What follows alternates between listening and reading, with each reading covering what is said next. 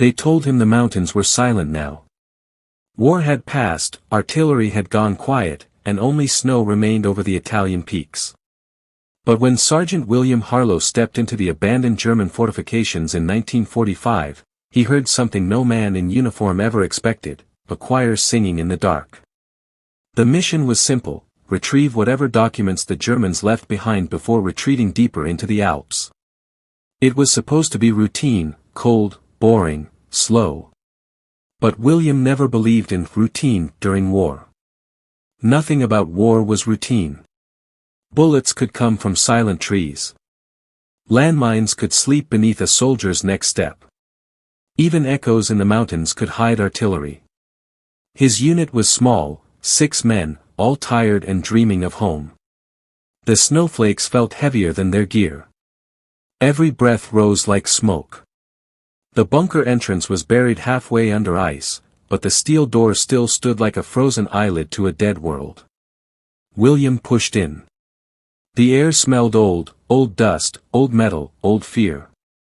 Their boots scraped the concrete floor, and the sound spread like ripples in the underground corridors.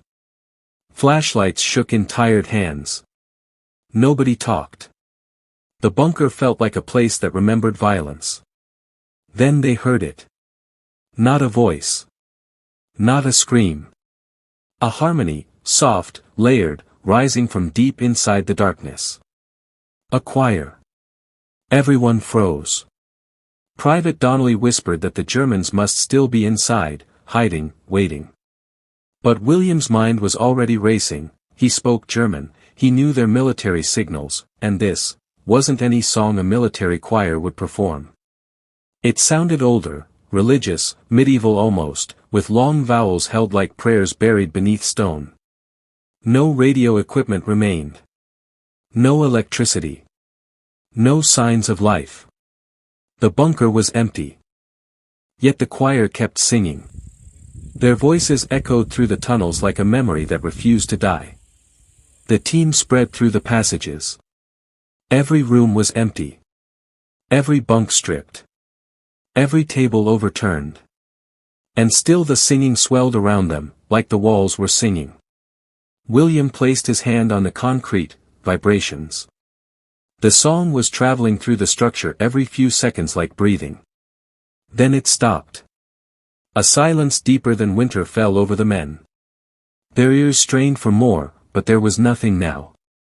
Just wind outside the bunker tunnels, pulling at the broken air vents like the world was exhaling. They kept searching. In the command room, William found a steel cabinet marked with military codes. Inside were papers, maps, weather logs, and one leather-bound book. Not German. The script was older, the ink faded. It described an old monastery that once stood on this same mountain, centuries before war ever touched it. The monks who lived here believed the mountain was a gateway, an echo chamber between heaven and earth. Their hymns were meant to reach the dead. William read the last passage twice. Even stone remembers a prayer. Outside the room, the singing returned. This time louder. Closer. Donnelly aimed his rifle at the hallway. Ramirez held his breath. Jones swore under his breath and prayed anyway. William stared into the darkness where no shadows moved, but the air felt crowded, like invisible soldiers standing shoulder to shoulder. The melody turned mournful, almost begging. William recognized parts of it.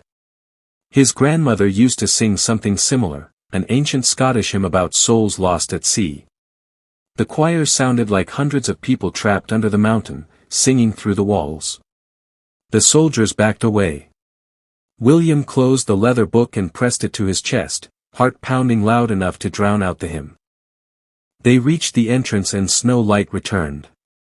The singing faded again until only the wind remained.